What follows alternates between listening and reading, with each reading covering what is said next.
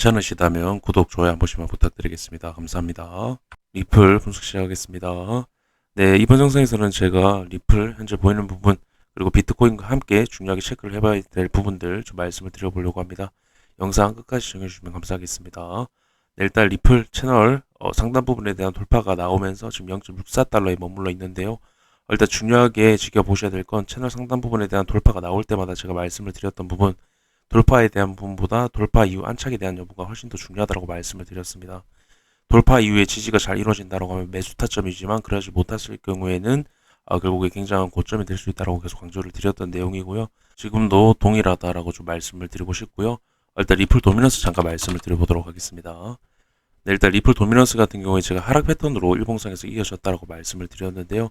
결국에 하락 패턴으로 이어진 이후에 하방 이탈 나오면서 계속적인 하락이 나온 상태였습니다. 그래서 제가 결국에 이 채널의 하락분이 이제 다 나아가기 때문에 반등이 나올 수 있는 구간이다. 그래서 해당 구간에서 큰 상승에 대한 부분은 어렵고 해당 구간에서 행보하는 그림이 나올 가능성이 높다라고 제가 말씀을 드렸는데요.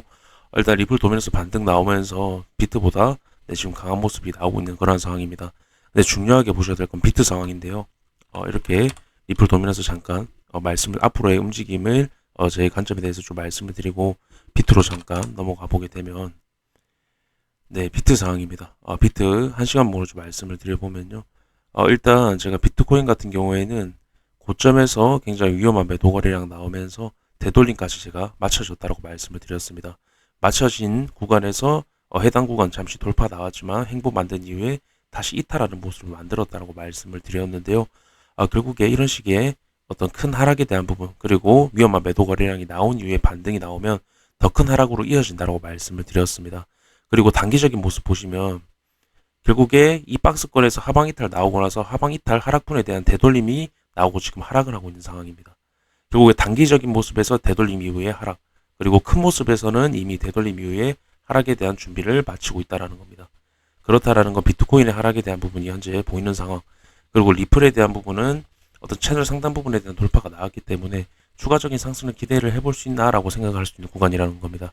하지만 이전 움직임, 좀 자주 나왔던 움직임 좀 말씀을 드리면요. 일단 리플, 비트코인 해당 구간입니다. 이때 리플의 급등이 나왔던 도미넌스가 올라가면서 리플 도미넌스가 올라가면서 리플의 급등이 나왔던 구간인데요. 그때 비트도 같이 상승을 하는 모습을 보여줬습니다. 하지만 해당 구간에서 제가 말씀을 드렸던 부분이 비트에 대한 부분이 오히려 더 안 좋아졌다고 말씀을 드렸습니다. 리플이 상승이 나오면서 비트가 같이 상승을 했는데 오히려 기울기가 약화가 되는 그 과정 속에서 나오는 되돌림이라고 말씀을 드렸고요. 결국 이런 식의 저항을 확인하게 되면 큰 하락이 나온다고 말씀을 드렸습니다.